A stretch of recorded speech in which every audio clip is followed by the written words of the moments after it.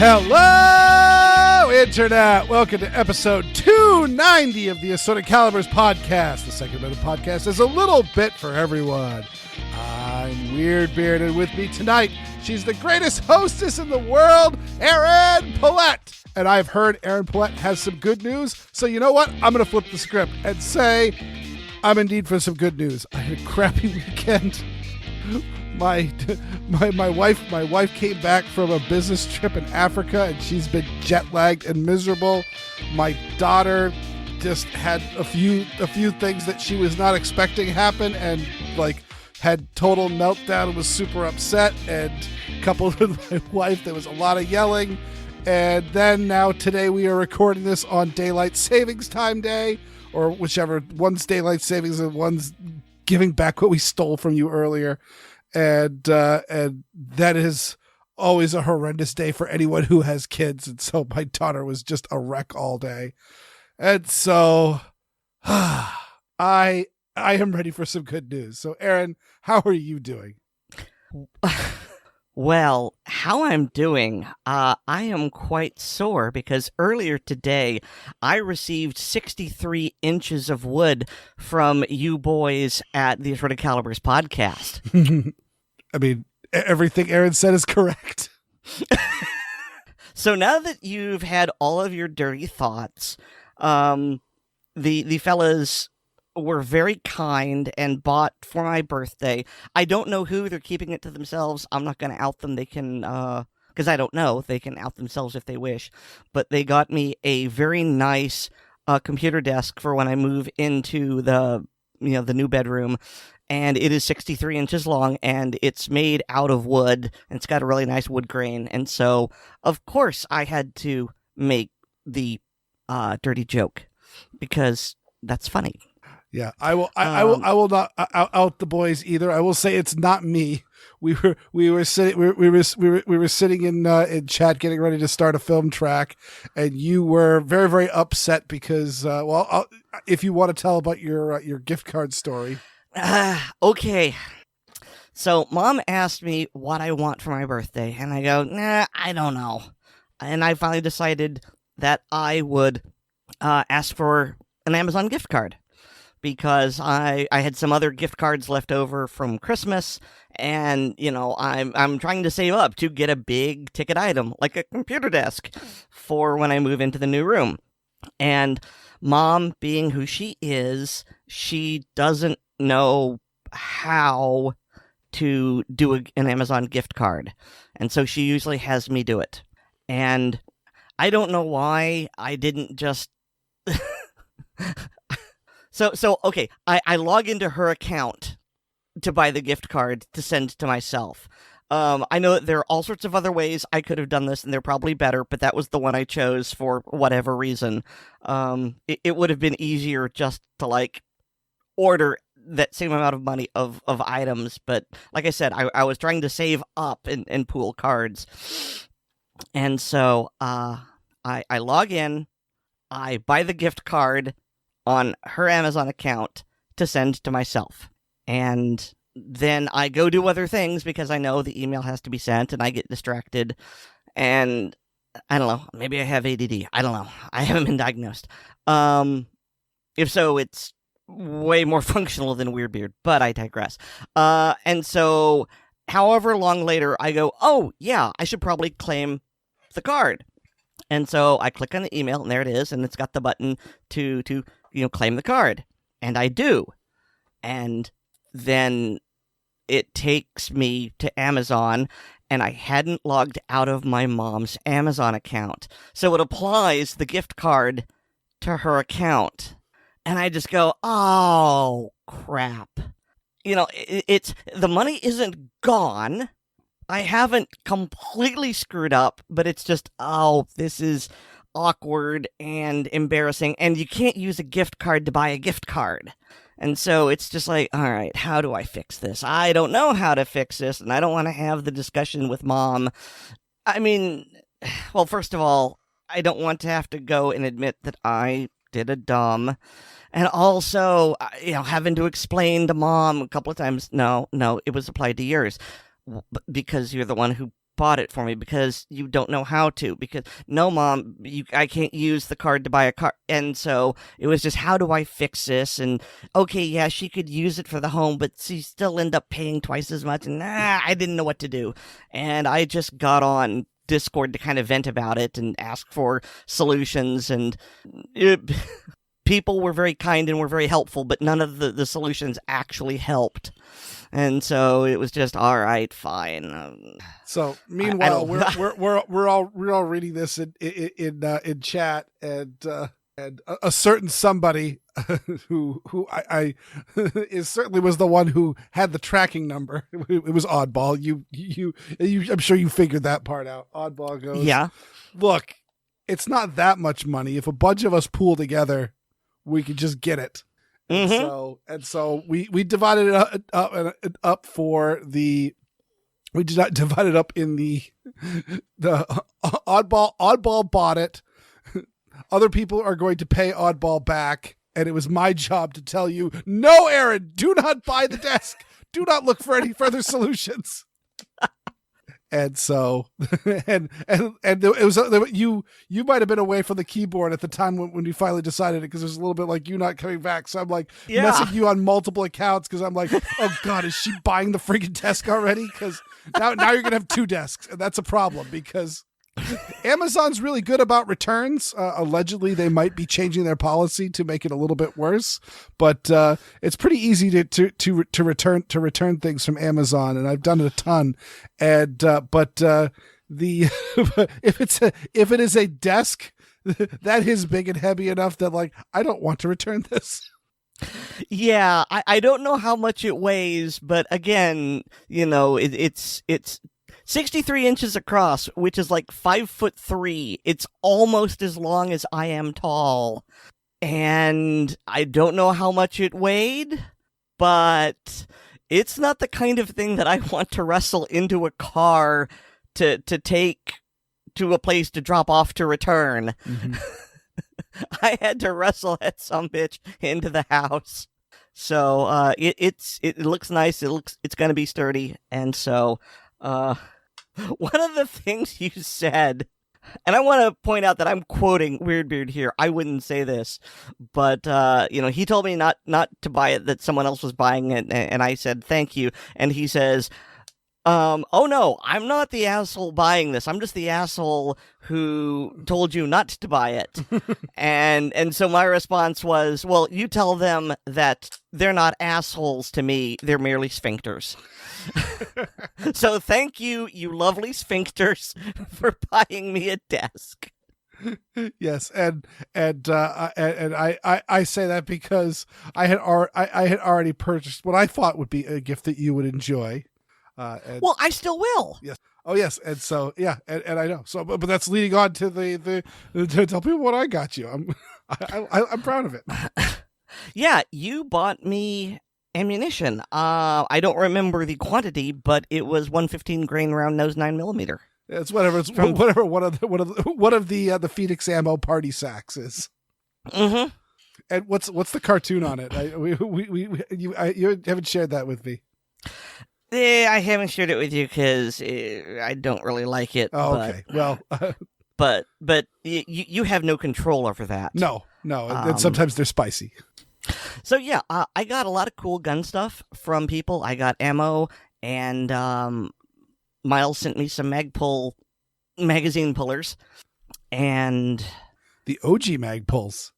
Yeah, and oh gosh, I know I got other things, and I'm drawing a complete blank. Please don't be offended. Oh right, another friend sent me some ammo boxes, and another friend sent me. Actually, this is from Secure It. They've got a way to upgrade your safe, and you can. Oh gosh. It's got the little louvers that you can like glue or drill or whatever, and it's got the cradle for 2 rifle heels, and then the little standoff thing for the barrel, and just I know I'm doing a horrible job explaining it, but I got a lot of cool gun and gun storage and ammo storage stuff, and so it's really great. And for the first time in a long time, my birthday hasn't coincided with my seasonal depression. So I'm actually having a good one. I'm not just moping about how I hate my life. So that's wonderful. Oh, that's awesome. Yeah. And so I know you're going to ask me about the good news that I have to share, and you got to wait. Okay. I know. I'm sorry, but it's actually related to one of the segments. So, I don't want to steal thunder, and so as part of the commentary, I'll just give the good news after that. Okay. So shall we start with the topics? Sure. Let's start with the topics. All right. Well, first up, I've got to see this. It was one of those. It was going on during last week's show, but I didn't feel like commenting on it because it was still undergoing. But the Rust trial for Hannah Gutierrez Reed. That was actually one of the debates going on, and that is evidently the Hannah Gutierrez Reed is a professional name that she uses. She did not take Thel Reed's name when he and her mom got married, but she was the armorer for Rust, which of course is the Western movie where Alec Baldwin shot and killed the director of photography, and the bullet went through her and into the director. And he did manage to live, so yeah, this was the trial for Hannah Reed or Gutierrez, and yeah, she was found guilty, and I am not surprised at all of that because I was following the story. There was a couple of YouTube channels that were playing clips of all of the different witnesses and expert witnesses going on, and they were displaying the various evidences collected in the investigation, and so one thing that was really more of a character reference and not directly involved in this is that the armorer for Rust was in her off time doing a lot of cocaine, and so that's certainly not something that looks good. There's no implication that she was under the influence at the time of the shooting, but it certainly shows a level of immaturity, irresponsibility going on with that. Runkle of the Bailey actually said it best with the when they if they want to do a blood test after an event, if I was after an incident, if I was an armorer, they'd be like, what are we going to find in your blood? He goes, blood, because I'm a set armorer. There's not going to be anything in my system the entire time we're working this, because this is way too dangerous. And yeah, I was concerned when I heard that she was going to trial that they were going to make her a scapegoat, and maybe to a certain extent she is, but reading this article, it wasn't just this one thing. There were all sorts of examples that have been documented about negligence and sloppy gun handling, and so it seemed like this is just sort of a chain of events that led to this. Now, this by no means exonerates Alec Baldwin, as far as I'm concerned, but she definitely contributed to this. Yeah, I mean, we will see when it comes to Alec Baldwin's side of the trial, but I will say that if I was Alec Baldwin and his legal team, I would be very, very pleased at this, because the level of, I mean, we covered this greatly when this first happened. We talked a lot about firearm safety on set and some of the accidents that had happened in the past and the rules that had gone through. And so there is a number of rules that have been developed over the years on how firearms should be handled on movie sets. And some of them are rules that would make perfect sense to us gun owners, and it's how we live our lives, such as, well, one incident that really hasn't been brought up, probably because the person responsible for that took a bullet.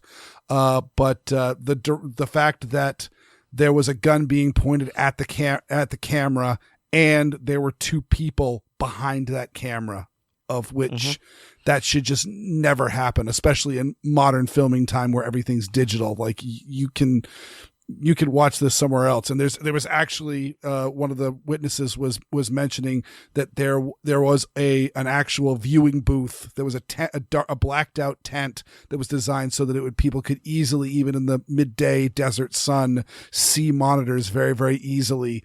So they could be watching the monitors of all the different cameras that are working around the set. And so everything was being done remotely. So the fact that there were two people directly behind this camera when the gun was pointed at it is a huge safety violation. Furthermore, the assistant director, the person who handed Alec Baldwin the gun, and he actually accepted a plea for negligent handling of a firearm, and he took the stand, and essentially he was actually very, very apologetic and very much did not try to scapegoat his own actions, but that he claimed that he was handed the gun and it was declared cold, but he did not check it any further than what was going on. It was not evidently it was not a complete, if it was anything, they did not do, the standard thing of when looking at a single action, you don't look at all 6 charge holes, you look at 12 charge holes just to make sure. And failure to observe rule 1. Yeah, there was a number of safety incidents. Obviously there was an expert that came in and that was looking at the actual gun that was going through and was there to verify that it was in working order when the I believe it was the FBI took a hold of it, and the FBI did do destructive testing on the gun where they beat the ever loving daylights out of it to try to see if they could get it to misfire, and they were unable to do that. I thought you were going to reference the gun expert that they brought in, who, when he was handed the gun, did not check to see if the gun was unloaded, and then at least once pointed the gun at the judge while he was holding it, and the bailiff had to come in and just basically slap the barrel down. Yeah. Oh yeah. There was that guy. It was I watched his testimony, and it wasn't exactly clear on if in fact he'd had that, because it was such a narrow thing. That was certainly the accusation going through, but I wasn't quite sure, and it was his word against the prosecutor's word. He said he didn't do that, so I don't know. It seemed very, very catty, and the prosecutor, while she had done a great job at educating herself with firearms and firearms handling, there was a lot of questions and statements that really didn't make a whole lot of sense if you know how firearms work. But either way, the Hannah Gutierrez was, they showed images of her pulling cartridges just out of a fanny pack to reload during the mid set, and how there was various dummies and hero dummies and blanks and live ammo all kind of mixed together in various parts. And so there was a lot of really, really bad stuff. And there was some instances where a gun that should have been unloaded was loaded with blanks and was discharged by an actor on the set. No one was harmed in that one, but this was not the first firearms accident on the set. This was just the first fatal one.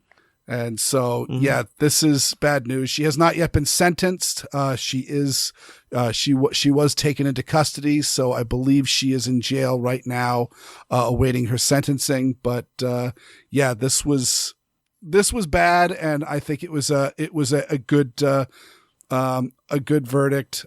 We will see what happens to Alec Baldwin. Certainly, I've argued that actors should be much more involved with firearms, because as I said from the very get-go, even if Alec Baldwin is fully acquitted of all wrongdoing in this case, he still pointed a firearm at a person, pulled the trigger, and killed them. Whether he meant to or not, and whether he had enough, legal buffer to that is irrelevant to the fact that he did point a gun at somebody and pulled the trigger and killed them. And it only takes a second to check the firearm. I've said before, my dad was asking questions about it when he was going through, and it was one of those, hey, you know what? We're at my place. I've got lots of guns, many of which are revolvers. Let me go grab a few, and I will try to explain how this works. And so I went and grabbed a revolver, and as I'm explaining it to him, first thing I did was I brought the guns up and showed him that they were unloaded, and then started showing him the different parts and all of that. And then it came down to the point where I needed to manipulate the trigger. Let's open it back up and check again, 'cause I'm about to touch the trigger. So let's again verify, even though the guns were unloaded just a few minutes ago and they haven't really gone anywhere. It's only a second to check again. And I must have checked the guns like 6 times while I was talking to him about it. And that's no big deal. And it's a small price to pay to not shoot somebody or put a hole in something that you don't want to do. So I would like it's the one time being OCD is actually a good thing. Mm-hmm. I would love to see and there has been a time when it was actually my Colt Vest Pocket 25. A friend of mine sold that to me, and he handed it to me and says, "Here, check this out." And the first thing I did was I opened the action, and out popped a live round, and he was mortified. He had forgotten that he had loaded it. And it was that. I mean, it's just a standard standard thing of I didn't know it was loaded. Well, that's why you check. And, it only took a second, and it was mortifying to him, but it was no big deal for me because I did everything right. And at no point in time was I, pointing the gun at him or anything like that. I was handling it as if it was loaded anyway. And so, I would love to see actors take a more active role in ensuring that the guns that they're handling are indeed safe, and understand more about the safeties of firearms, because again, these are actual guns, and so it shouldn't be treated any differently just because it might be loaded with blanks, or it's not supposed to be firing live ammunition and there shouldn't be any live ammunition. You shouldn't be trusting that, especially since this was unfortunately, this scene was not a scene where they were actually filming it for the movie. They were blocking it out, and they were setting up the lighting and the depth of focus and things like that. And so the gun could have been completely empty, and it wouldn't have bothered anybody for this shot. So all that you needed to do is open up the loading gate and just notice that there was any brass inside those charge holes. Should have immediately tipped them off that this is not a good place to be. But also at the same time, like, this gun, there was absolutely improper levels of scrutiny and due diligence to make sure that firearms were being handled in a safe way on this set. And so, Hannah Gutierrez is likely going to be she's doing time right now. We'll see if it's more than time served. This might get Alec Baldwin off the hook, not because he did, shoot someone, but because there was enough negligence going on that it's not unreasonable that he might think that the gun was safe when it wasn't. Though he should have known better. He should have said, Alec Baldwin's directed movies himself. I don't know if there was any firearms handling in the picture that he was going through, but he must have read the bulletins and all that. He would know that you don't point guns at people. And there was a scene that was shot for the movie. There were two scenes that were shown in the trial of Alec Baldwin in costume for this, and one was him telling people to move around and to move the shot around so that he could point the gun in a direction that he wanted to point it without pointing at people. And another one where he was shooting blanks, and the director yells cut, and Alec lets off one more shot, which is a huge no on set. So we'll see what happens. There certainly is some sign that Alec Baldwin knew better than to do what he did, and that he should have been telling them, look, even though this is a cold gun, why don't you guys watch this on a monitor somewhere away from this, so that I am not pointing a gun directly at you. And then also probably some of his firearms handling incidents might be used as essentially character assassination. So we shall see. Well, I actually think that you are understating Alec Baldwin's level of, I don't know what the proper term is. I know what I want to use, but so you're right. They called cut, and yeah, he yelled one more, and shot again, and the crew still wasn't moving fast enough. And so he started badgering them in that typical Alec Baldwin way, right away, let's reload, here we go, and he's, yelling at them, demanding, rushing them. I'm not saying that excuses mistakes, but that certainly breeds an environment in which mistakes can be made. Mm-hmm. When it comes to safe gun handling, you don't want to be rushed. And in this particular instance, as Gutierrez is reloading the gun, Baldwin is yelling at her to hurry. And so there's that, and let's see. May I say that there was one of the witnesses, they had commenting on that particular clip, and he was a movie armorer as well, and he was saying, he was saying, whenever anyone tells me to hurry up, that's when I slow down. Mm-hmm. I will go even slower if they're telling me to hurry up, because again, hurrying is when you cut corners and make mistakes, and that's that is the time when you are to go much slower and just make sure that you are doing everything that you would do and not being worried about cutting corners. Mm. So I'm looking at an article here from Emily Miller, and she's been covering this, and as part of the trial there was an expert armorer, Brian Carpenter, who was brought in to testify, and Carpenter was asked if Baldwin's behavior was typical on a movie set, and he said no, because Baldwin was basically instructing the armorer how to do her job. And this part isn't in the article, but I seem to recall that Baldwin was at least some degree of associate producer for this movie, meaning he was her boss to a certain extent. And so, when the boss is telling you to move faster, you do tend to move faster. And Carpenter is the one who said, yeah, if someone is telling me to hurry up when it comes to guns, I'm going to slow down. And it's just this sort of things, Baldwin using the gun to point at things, demanding to use real guns and blocking when rubber guns would have worked just as well. So while I'm not saying Hannah Gutierrez is innocent, I'm saying it's not entirely her fault. I mean, and I hope the jury sees it that way when Baldwin goes to trial. Yeah, especially given the fact that in this particular instance, she was not even in it was a church that they were shooting the scene where when the Helena Hutchins was shot and killed, and Hannah Gutierrez was not even in the church.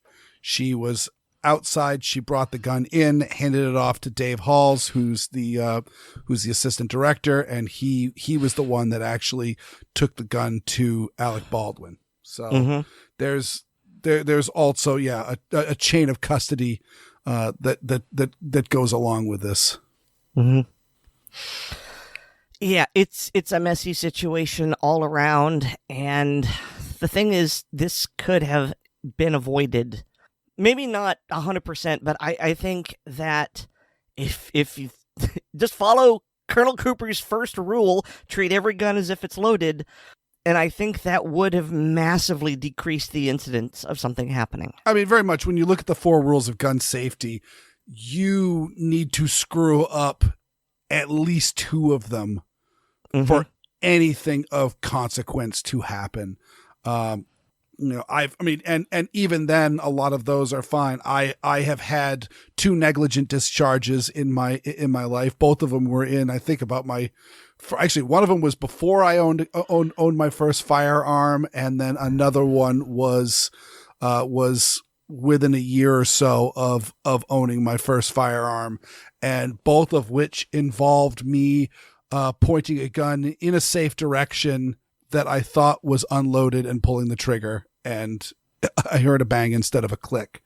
And both of them were on hot ranges, and so the end result was not that huge a deal, but at the same time, it's very shocking, and they are both incidents that I will never forget, because they're just ingrained in my memory of, oh my God, I heard a bang when I should have heard a click. And it was because I didn't check the firearm. Or one instance was a gun where it looked like the slide had hung back for a second and then went forward. So I thought that it had locked open on an empty magazine and then it slipped off the magazine, when in fact there was at least 1 more round left in it. And I did not check that. And I just pointed it downrange and pulled the trigger, and bang. Oh, that was not what I expected, but that's why I pointed it downrange. And it's only until you are, the gun is always loaded. Keep your finger off the trigger until you're ready to fire, and keep the gun pointed in a safe direction. Oops. If you break 3 of those, then bad things can happen. And so the same thing goes with this, is that if at least a couple levels of safety that were being ignored in this had been scrutinized, this definitely would have avoided this. Such as just if there had been no live ammo on set, even if there were dummies in the gun when the gun was supposed to be empty, even if there were blanks in the gun. Blanks are dangerous, and this could have been bad, but I doubt that it would have been nearly as bad as a 45 caliber chunk of lead. Well, either way, that is a total mess. And you know what else is a total mess? New York. Yes, New York, and specifically the New York SAFE Act. And this is an article. David pulled this up, and and it is a woman is conducting a survey about the New York SAFE Act and its essential codification of seeking mental health treatment, and that being a disqualifier. And so the link is in the show notes. If you've got some time, go ahead. It's especially if you are in the state of New York, because I took the survey, and one of the first questions it asks is, do you live in the state of New York? Do you own guns, et cetera, et cetera. And so it's a little tough to go, how much am I thinking about the New York SAFE Act when going through? And while I essentially was answering how I would feel closer to if I was in New York, it also does imply, because really any place, especially if I'm in an anti-gun state like this, like Massachusetts, there's no reason why this wouldn't come to my doorstep and be a potential problem for someone who might seek some mental health treatment, and these anti-gunners are looking for any reason to disqualify you. Okay, so I think that you haven't hit the important point here. So this is an article in a series of articles, and what's going on in this particular article is that New York's mental health laws have caregivers inputting data into the NICS system when they shouldn't be. Specifically, the reporting standards are supposed to be concerning those involuntarily committed via a function of court order. However, these caregivers have been adding people for things like voluntarily seeking mental health care. And so there are some questions here which are very, very relevant to that. And, are you concerned about being reported to the government under this law if you decide to seek mental health care? Very concerned, 83%. Does this law affect how likely you are to seek mental health care if you need it? Less likely to seek care, 94%. Does the law change your willingness to report any issues to a mental health provider? Definitely would not report, or less likely to report, 97%. And yeah, this is bad because just like, well, I don't remember any other specifics, but I know we've talked about this before.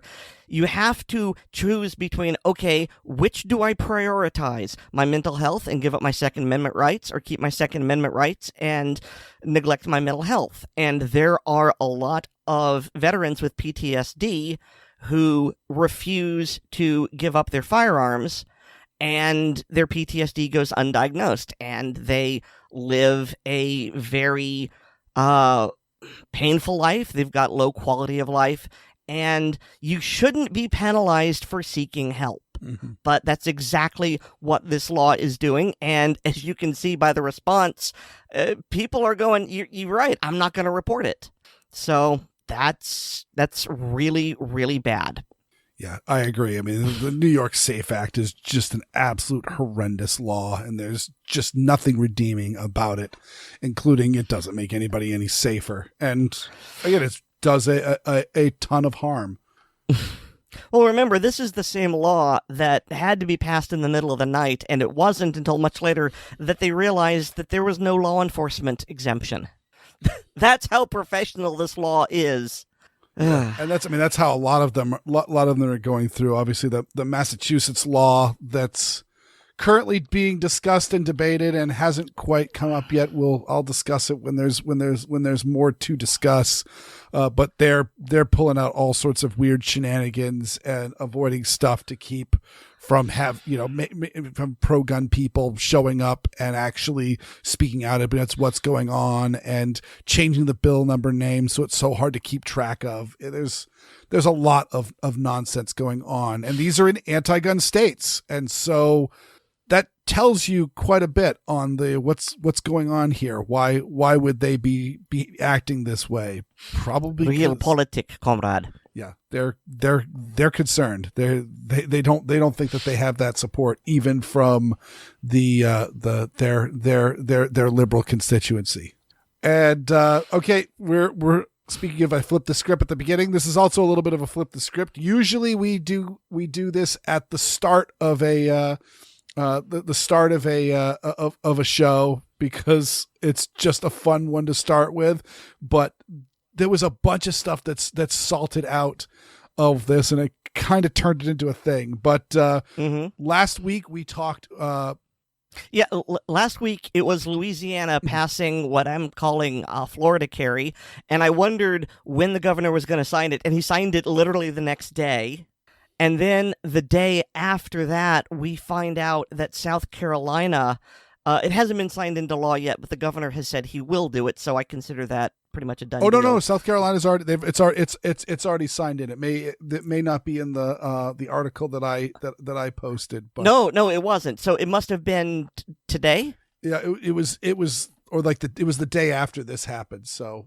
Okay, well, the point being is that South Carolina is now properly constitutional carry, and that makes it the 29th state. I don't mean the 29th constitutional carry, but that constitutional, permitless, and whatever we're calling Florida and Louisiana.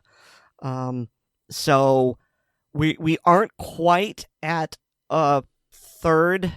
We're definitely over a quarter, because that was 25. I think a third is something like 33 or something, whatever. But very soon, we will have reached a critical point in the states that allow this unrestricted carry, and that's wonderful.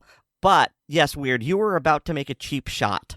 Well, actually, so one thing I was just looking up. Let's see. Okay, yeah, got it here. Actually, so Louisiana's a little bit different than Florida in the fact that Florida is one of the few states that bans open carry of firearms. Louisiana falls into a very, very common ordinance in a ton of states. Maine and New Hampshire are two that come to mind readily, where open carry of a firearm did not require a permit at all. As a matter of fact, there was a famous case in the early 2000s, late 90s. I know it was the late 90s, where a man was at a public fair, and he had a pistol on his hip, and the police stopped him and said, do you have a permit for that? And he says, no, I don't need one. And they said, well, can you go someplace else with it? And he says, no, I'm with my family and I'm carrying a gun to protect my family. So no, I'm going to carry a gun. And they eventually confiscated the gun and said you can pick it up at the police department the next day. The news was very key to a point that he had a different gun on his hip when he picked it up at the police department. And then he sued the Portland police for wrongful seizure and won. And actually they moved that fair to from a town park to the parking lot of the local shopping mall. And I don't know if that was so that they could have a different level of control over firearms carrying, or if it was easier for them to trespass people for not complying with a non-lawful request. But either way. Okay. Also, I want to correct something because I realized I made a mistake. Not 1/3, but 2/3. Duh. So 2/3 of 50 is 33, and so that is not only is it more than half, but it is then a plurality, if not a majority, of states. And so we've only got 4 more states to go until we reach this critical number. And I wanted to get that right because numbers are important, even if I have trouble with them sometimes. It also gets me really, really thinking. Obviously, with Joe Biden as the president, that's not a possibility. And Donald Trump is the current front runner in the challenge, and he is a known entity and not the good way for gun rights. But the idea is, again, we talk a lot about the Supreme Court and other federal court challenges of these laws. But really, one thing we do also need to do is get laws on the books. And when this many states aren't just saying, yeah, permits are really just a formality that we don't really put that much weight on, it does do a lot for things like the national reciprocity, concealed carry reciprocity, or even national constitutional carry. I mean, the way these are going, there's a possibility that just might go through, and just saying, no, it's illegal to restrict, to require a permit to concealed carry, which would be awesome. So moving on, I wanted to go through and go through and say that there was a bunch of stuff in the fallout of this where the anti-gun pearl clutching was going through. Firearms Policy Coalition posted a tweet that was done by Everytown in 2015. So this is an old tweet, and it was saying, in state after state, supporters, legislators, and governors have sided with us over gun extremists on permitless carry. And they have a list of 1, 2, 3, 4, 5, 6, 7, 8, 9, 10, 11, 12, 13, 14, 15 states. And now 12 of the 15 states that they say support that side with Everytown over permitless carry have permitless carry. So that aged like milk in a car trunk. And then you've got I've got one from Giffords, where they say the facts are clear. Permitless carry will make Florida less safe. So this one's on Florida. And there was actually a recent study that came out that said, oh, no, violent crime is going down in Florida since this has gone through. And so, and not by a trivial amount either, but by a statistically significant amount. Mm-hmm. And I also included, I just snipped it from the previous show, but we also there was a study in Ohio that was looking at violent crime rates since they went permitless. And oh goodness gracious, it has a couple of cities they had a slight increase, but a bunch of them had fairly drastic decreases in violent crime. And so while one can always argue that maybe it wasn't the permitless carry that was driving this, we can certainly say that, as Giffords claimed, the facts are clear. Permitless carry will make Florida less safe. No. Florida and Ohio and Arizona and all of the other states that have switched over to permitless carry have seen at least a net positive in their violent crime rates. And this is nothing but a good thing, and it's good for the people because getting carry permits and taking classes and paying fees and all of that can be a burden to some people. Well, as you are saying, correlation does not equal causation, but in order to have causation, there must be correlation. There must be. Yep. And we are definitely not seeing any correlation for sure that going permitless increases violent crime. Mm-hmm. So just before we tie a bow on this, there's something that I want to cover. And this is in an article that I posted to the Discord like last week.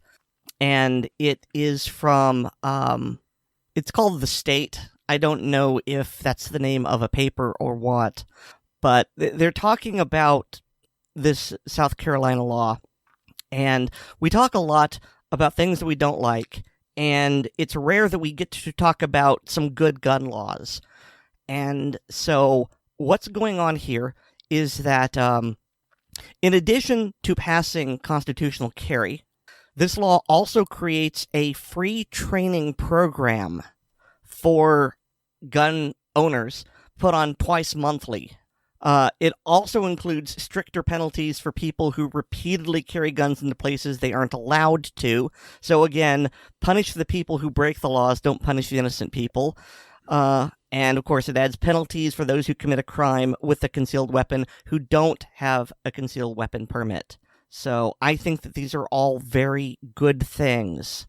Yeah, no, this is awesome on so many levels. And again, that's something that we are increasingly seeing in the anti-gun areas is they are increasing penalties for lawful gun owners and making life difficult for lawful gun owners while they are relaxing the penalties on criminal actions with firearms. Mm-hmm. So, yeah. But still, I mean, twice monthly free firearms training put on by the South Carolina law enforcement. I just love it. Mm-hmm. No, this is wonderful. Next thing they needed to is just make it so that you can't graduate high school until you're proficient in firearms safety. I mean, I don't think that'll ever happen, but as I have said before, we have driver's ed. Why don't we have firearms ed? Mm-hmm. I mean, I remember when high schools used to have competition rifle shooting teams. Why don't we do that anymore? Yep. No, there's that. And of course, Aaron, you've always been wonderful to link it to abstinence-only education. And abstinence-only education is a thing that was tried quite heavily in some schools. And I think pretty consistently they had negative results. And the teen pregnancies actually went up in the abstinence-only schools because the kids were sneaking around more and were avoiding stuff and maybe were ignorant of the various choices that they might have to prevent pregnancy. And so this is very much like abstinence-only education. Oh, no, we can't talk about firearms at all in school. Well, when these kids are going to graduate, they're going to be permitted to carry just by their age alone. So why wouldn't you make it safe for them? Well, I mean, the easy answer to that, as we've seen with people like Alec Baldwin, there seems to be almost a badge of honor in not knowing anything about guns. Mm-hmm. No, I don't know anything about safe handling of guns. I would never use one. And they value that ignorance, and I don't understand why.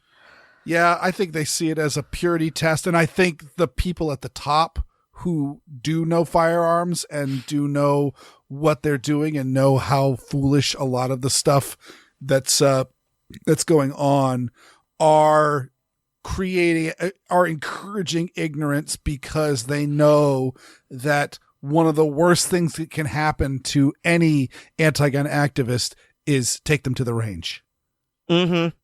As soon as people start understanding, I mean, for me, again, I was fairly anti-gun growing up, and it was the relatives that I knew that owned guns were hunters. They were not self-defense shooters and all that. So I knew a little bit about guns. I knew that my uncle had a 30-06 hanging on the wall of his office that he would take out deer hunting, or I think he took a moose with it once, and all that. So I knew what a 30-06 was. And then a buddy of mine, when I was in college, taught me how to shoot, and he showed me a 30-06. And then I saw a 223 and a 7.62 by 39 from the AR-15 and the deadly AK-47, the guns that would blow deer apart and you could never hunt with. And I went, wait a second, these are much smaller, less powerful rounds.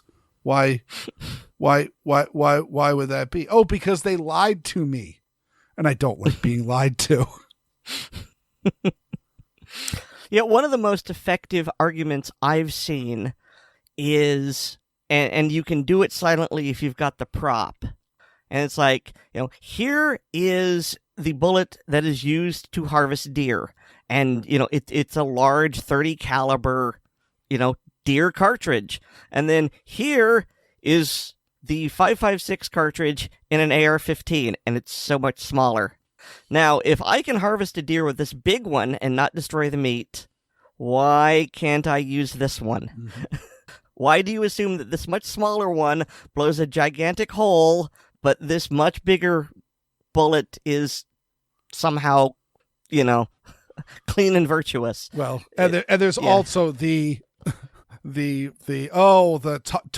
there's a lot of, and it's coming purely from ignorance, talking about the terminal ballistics of the 5.56 round. As you see this a lot on it shreds organs and it does all this tissue damage, and there's no reason why anybody should have a gun that shoots this round, and the velocity of a 9mm will blow the lungs out of the body, as to quote Joe Biden.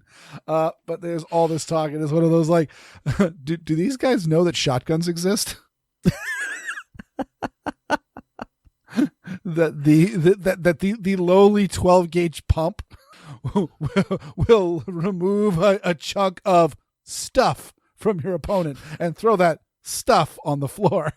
Yeah, especially since Biden, back in the Obama administration, very famously advised people to take a double-barreled shotgun out on the patio and fire 2 blasts to scare intruders away.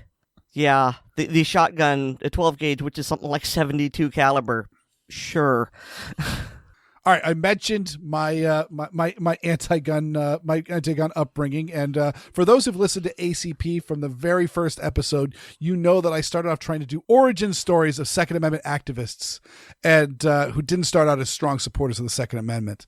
And I was amazed to hear that Second Amendment attorney Kostas Moros was among those converts to the Second Amendment.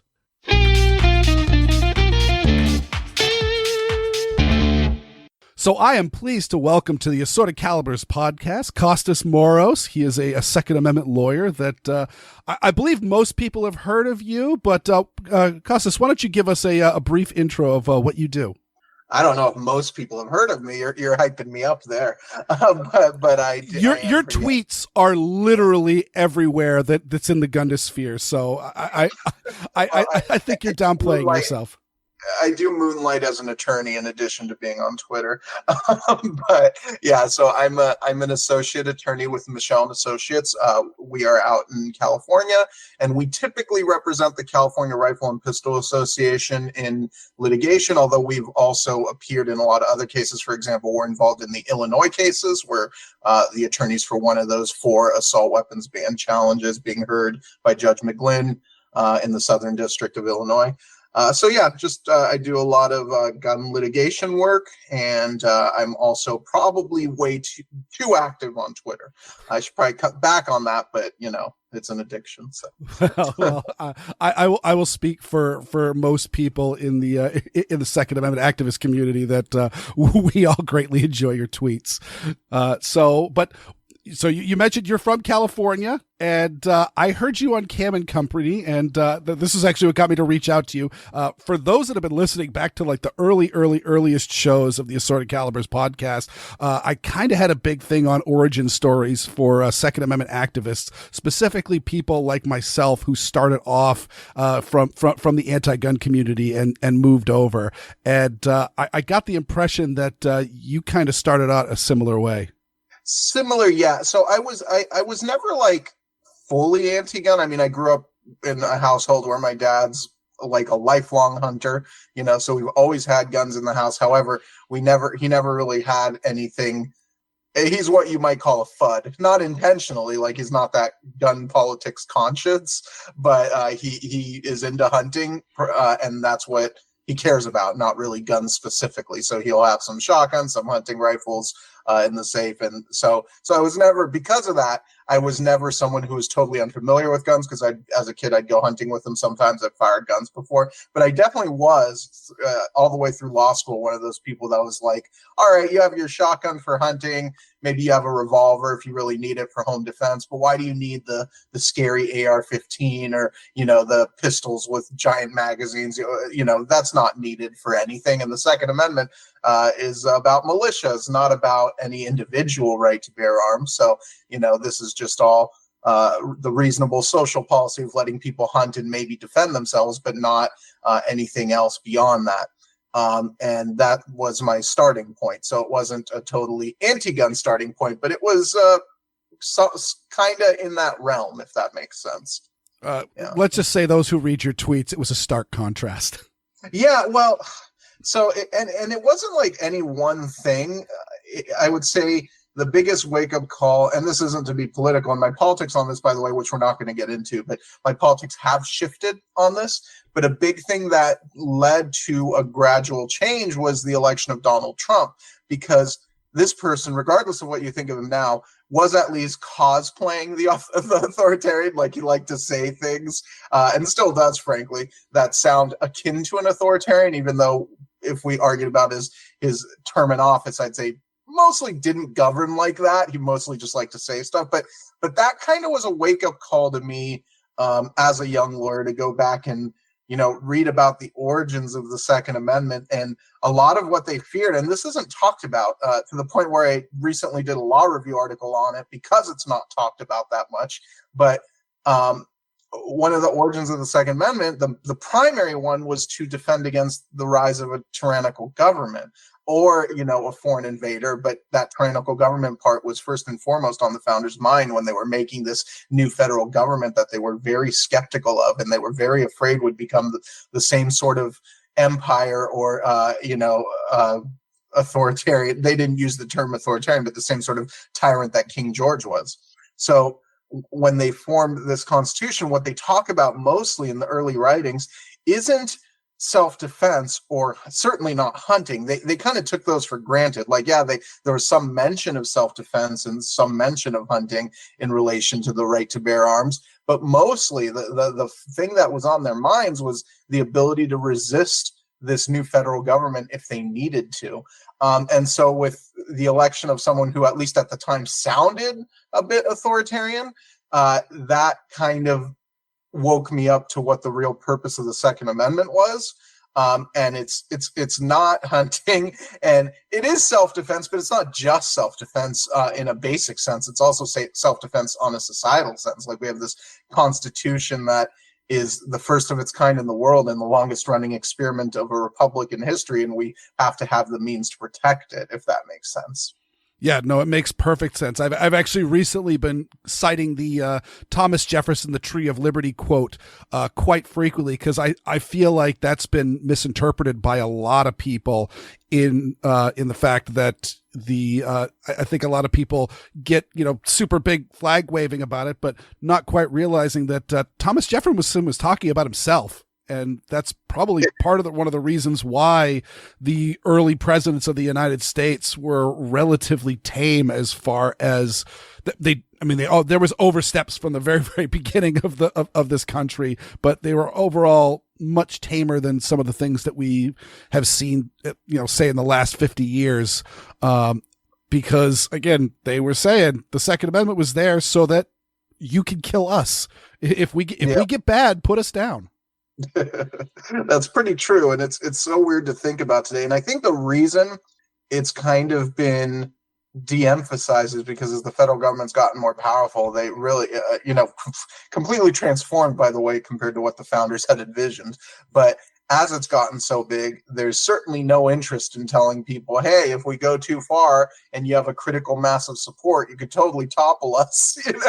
Like they don't want people thinking that, nor do I hope that's ever necessary. I hope we never need to use the Second Amendment for that purpose. That would mean our republic has effectively failed. So it would be a very bad thing if that happened, but it's there. It's a fail-safe, and it's important. And when it's something we've been handed down for, over 2 centuries, it seems kind of arrogant to say we're going to get rid of it now. We don't need it anymore. Because who knows what people, even if we go our whole lifetimes without ever needing it, and I hope that's the case, who knows what another 200 years will bring, So it's not ours to give away is how I look at it.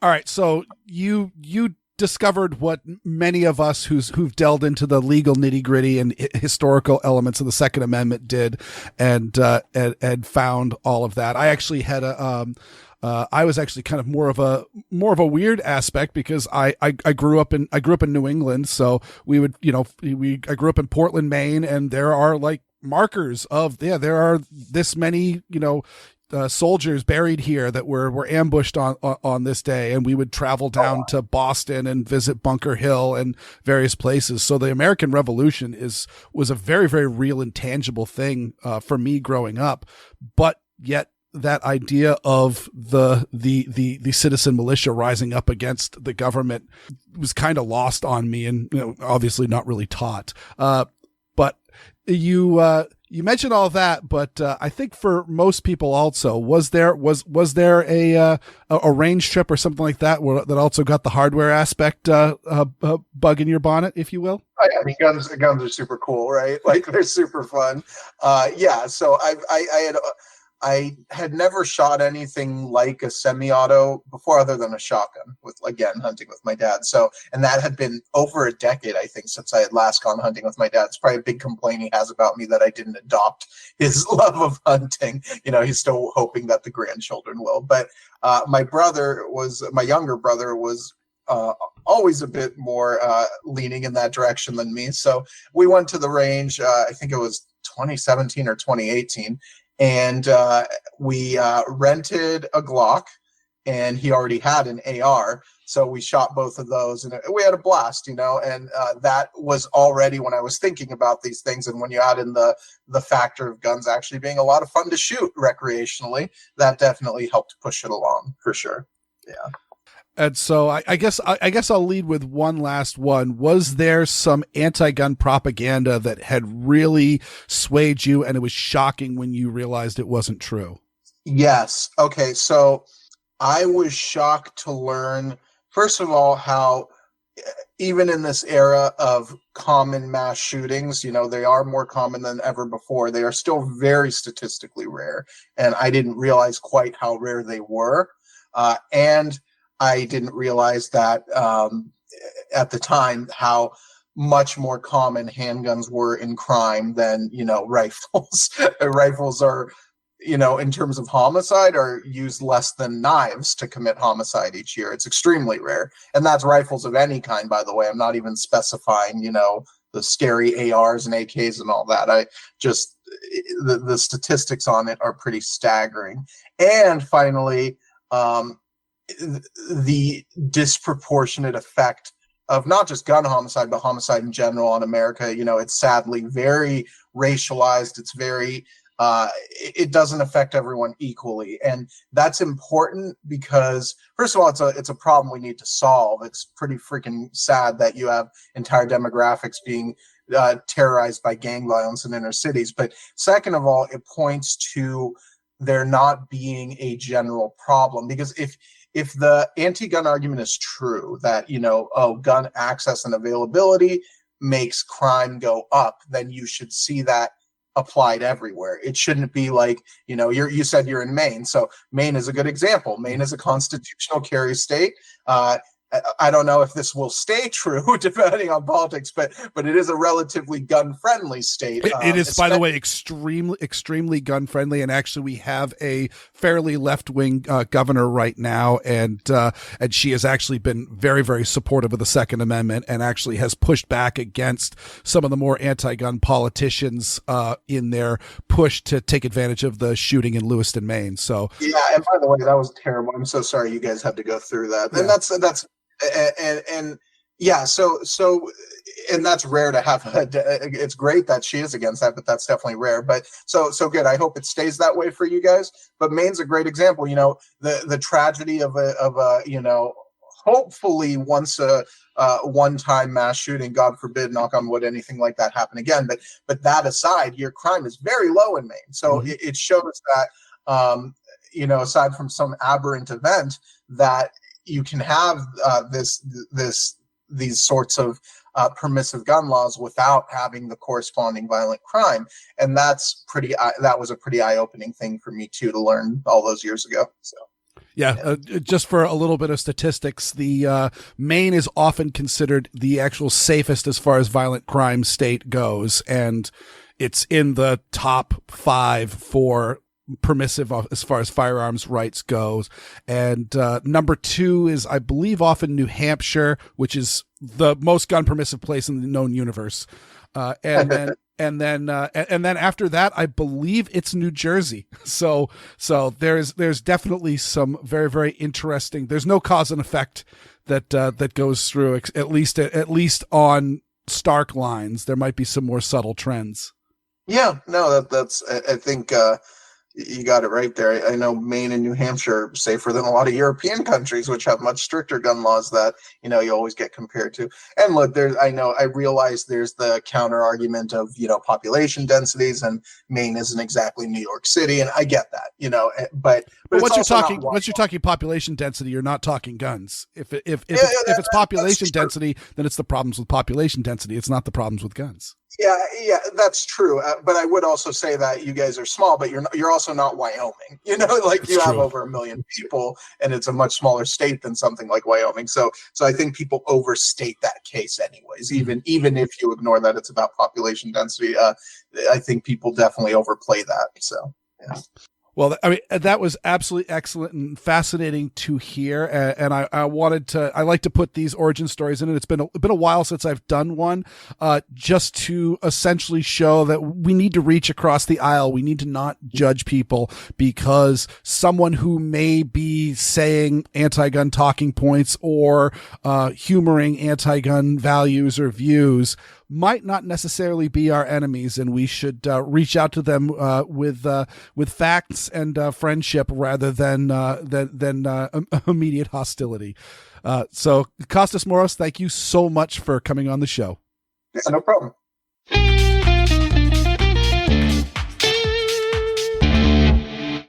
Okay, so here comes the good news, and it actually is in relation to Kostas Moros.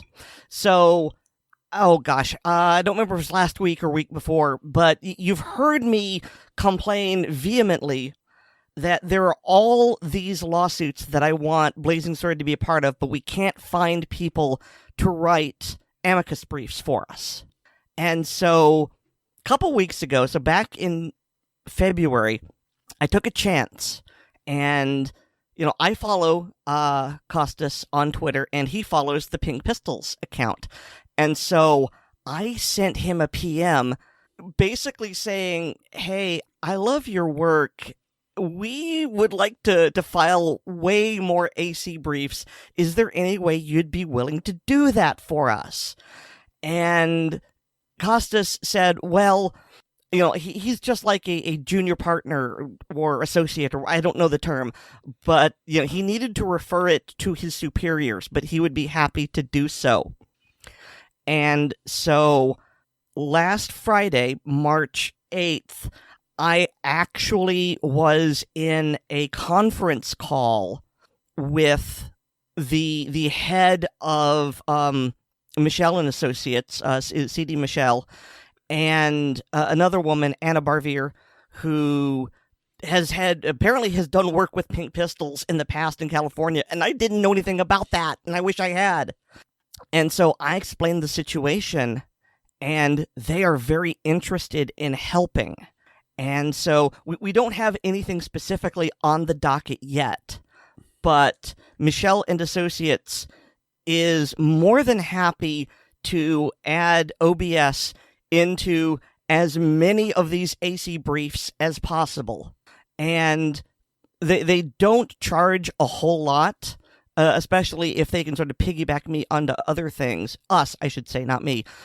There's also the fact, and this is very related, and I want to promote this because I'd never heard of this.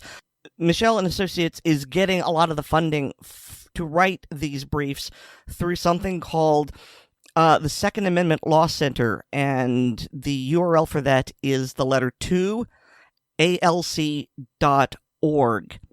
And the Second Amendment Law Center, as I read from their website, is a premier scholarship and legal resource center committed to the defense and preservation of the Second Amendment. And so you pay into the law center, and then they will disperse funds in order to help write amicus briefs and other things. Although it seems to be that amicus is the main thrust of their organization. And so I don't know exactly how the relationship is, because 2ALC is out of Nevada and Michelle and Associates is out of California, but they referred me to that, and you can join the Founders Circle, which is something that I have done. And, I gave them a donation, and they're going to give me a challenge coin, and just, I threw some money at them, and I will continue to, I personally can't, but Operation Blazing Sword can, because amicus briefs are expensive. I believe I've mentioned before that if you're doing a brief for the Supreme Court, that'll start at around $10,000, which I can't do. Our organization, we are still subsisting on individual donors. We haven't gotten corporate donorship yet, which is something I'm working on. And so with the help of the Second Amendment Law Center, this will massively defray costs. And so, obviously, continue to donate to Blazing Sword if you believe in our organization. But also, if you want to help fight all of these gun prohibitions, then if you donate to 2ALC, you will be helping OBS file and join these briefs in order to help take them down. So I want to give a big shout out to ALC, and also to the people at Michelle and Associates, their boss, founder, CD Michelle, and then Anna Barvier, who I'm going to be working with, and then Kostas Moros, who I don't think he'll be working with me directly, but when we got on the line, I started off by saying, first of all, I want to let you all know that I'm only here because of Kostas and the things he has, the good work he's been doing on Twitter. And so I want to make sure that you, his bosses, know what a good job he's doing, and hopefully he'll get, brownie points for that. And so I just thought this was some neat, good news that tied in really handily with this segment.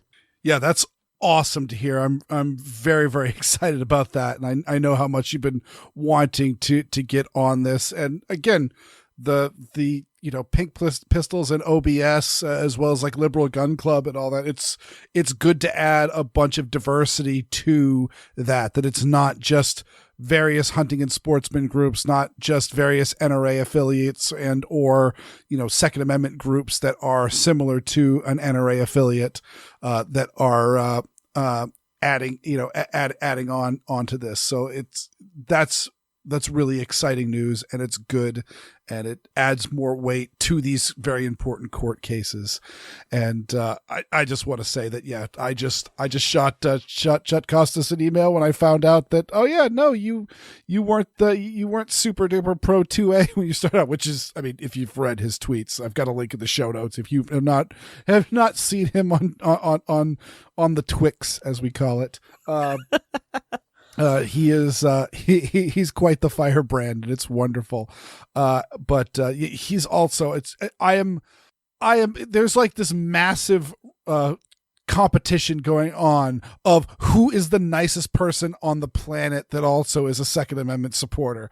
And it just goes on and on and on. Like, I just meet just some of the nicest people on God's green earth every time I meet a new defender of the Second Amendment, and it's just amazing. And I thought we were supposed to be mean, dangerous people. In his latest installment on farming, Xander talks about taking a hoe in hand and going for a walk. Oh, you meant the gardening tool.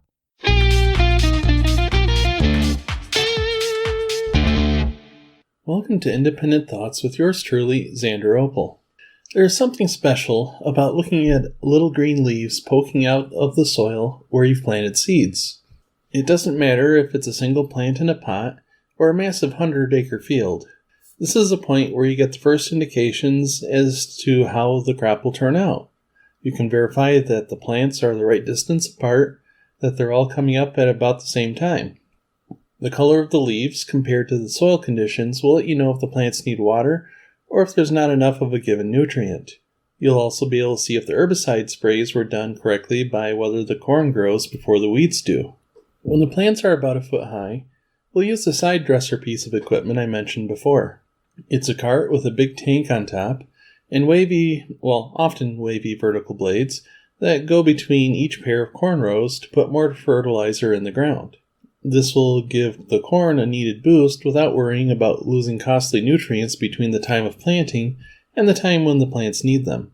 We'll lose a little bit of yield from turning the machine around for each pass, but the fertilizer more than makes up for it. If there's a weed problem, we can also go in and spray them.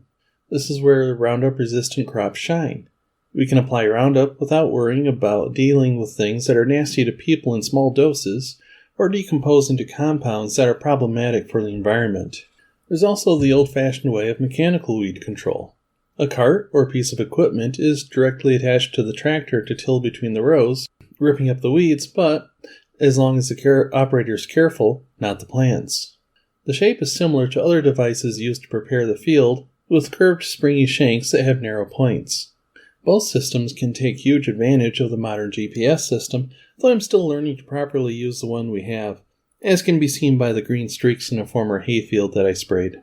The calculation is whether the fuel and wear cost of dragging steel through the ground yet again is better, or the cost of running a sprayer and the sprays is better. Time also factors into it. I can drive across a field with a much wider sprayer at twice the speed of the cultivator, resulting in 3 to 4 times the amount of ground covered in, a given amount of time.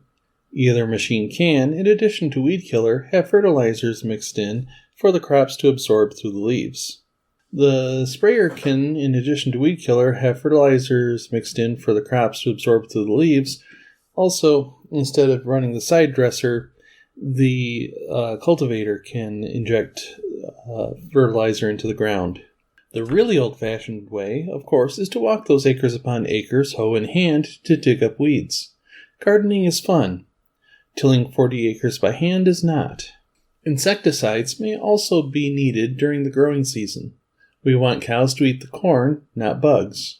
Due to the chemicals targeting animals rather than plants, extra care in handling and applying the stuff must be taken. This is where modern tractors and self-propelled sprayers with activated charcoal filters plus positive air pressure in the cabs shine. As with herbicides, drift control of the spray, consideration of wind strength and direction are very important. We want to get the cutworms, corn borer, and armyworms in the fields, not the butterflies enjoying wildflowers in the woods bordering the field. As the corn grows, we're also watching the weather and noting how much actual rainfall the field is getting. If there's not enough, that irrigation equipment is going to be very useful. Fuel and equipment wear cuts into any profits as it raises the cost of growing the crop, but it makes sure that there is a crop to feed or sell. Some dairy farms are also set up to irrigate with the liquids of the manure lagoons after the solids such as sand and other material have been filtered out or otherwise removed.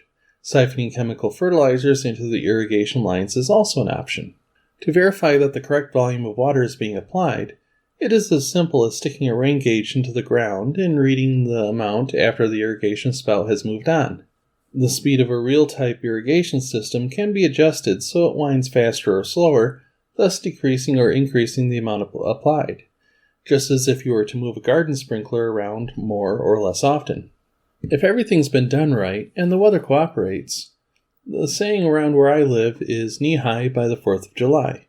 Incidentally, the height of crops such as corn or sorghum is why the self-propelled sprayers you see going down the road look so odd, with the chassis sitting high above the ground on tall, narrow wheels. It also allows for the machine to not damage crops that are quite tall when it has to spray them. So far, so good. And with all this care, come mid-October we should have something to harvest. Have fun, be safe. I hope I gave you something to think about. Hey, Weer'd, could you add some links to the show notes? I'd do it myself, but I couldn't find the file.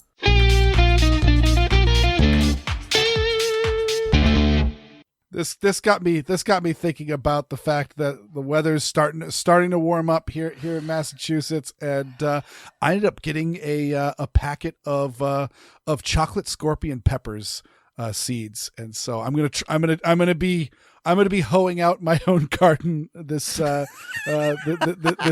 spring. It's kind of let it go fallow when the lockdown happened. We happened to have bought a bunch of seeds, and I decided, all right, well, my daughter's home from school with no plan coming forward. The school quickly came up with some ideas, but there was a few weeks where there was nothing going on. I'm like, you know what? Science class. We're gonna plant seeds, and we sprouted the seeds inside, and once they were big enough, we went out and cleared the garden and then planted them, and then the next day the rabbits had eaten everything. And so I'm hoping they will not touch the scorpion peppers, even though I believe just the fruit is spicy. But either way, Nate Spencer, who does our music, actually makes his own hot sauce, and so he's given me a few recipes, and I want to make chocolate scorpion pepper hot sauce. Oh, okay, you keep saying chocolate scorpion pepper, but then you said seeds. Yes. Okay, so there's actually a species of scorpion pepper that is chocolate. It's not that you're adding chocolate to the pepper. No. The standard scorpion pepper is either red or yellow, and the chocolate scorpion pepper is a much more mahogany color. So I posted in chat. There's a picture of some chocolate scorpion peppers. Okay, I can definitely see why they're called that.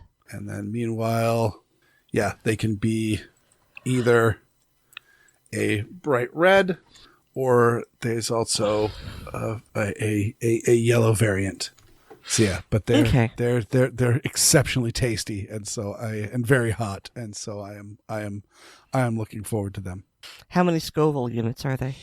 Oh, that I think it would. I don't know about this particular variety, but looks like they start out at 1 million. Oh my, okay. And so, yes, let's see, what's the Scoville scale? What's a jalapeno sitting at? Let's see. Well, I've got it Googled, and the jalapeno is measured between 2,000 and 8,000 Scoville heat units. And so when you say 1,000,000, whoo-hoo. And actually, my father bought me the a box set of the hot ones, hot sauces. The guys that do we've seen the various videos and memes of various celebrities eating extremely hot chicken wings. And and one of the ones they have is the Apollo pepper, which is, I forget what the actual crossbreed of that one is, but that one's like north of 2 million. But yes, the scorpion pepper is an extremely spicy pepper, but one also must note that this is not just pure burn. It's also got a very, very good flavor profile, which I am looking forward to. And you know who else is very, very delightful, Aaron? Well, are you about to say that our listeners have a flavor profile? I just realized I had walked myself into that, and I was hoping no one would notice. But I noticed. But yes, our listeners, and I'm sorry if I've licked you. I couldn't help it. Thank you, each and every one of our listeners. We appreciate you tuning into this show and all. But we must give a very special thanks to our supporters on Patreon. To become a Patreon patron, go to patreon.com/Assorted Calibers podcast to sign up. You get an early release of the podcast, plus bonus content like the hilarious blooper reels, of which there was a whole big pit that I'm going to be cutting out of this. That you will probably find interesting, of Aaron and I talking about hot peppers and various things. The ACP film track and the ACP mag dump. Also, please remember to rate us on Apple Podcasts, subscribe to us on the platform of your choice, and share the show with your friends, both online and off. I've got a blog. It's called weerdworld.com. That's weerdworld.com. And hear me weekly on Handgun Radio on the Firearms Radio Network. And you can get more from me at linktree/Aaron Paulette. That's linktree.ee/Aaron Paulette, all one word. And thanks to Nate Spencer, who does our music. He'll lick you, but I won't. And I have no idea if that's good or not. What we'll put our tongues on or in is assorted, and so's our podcast. Good night, everyone. Good night.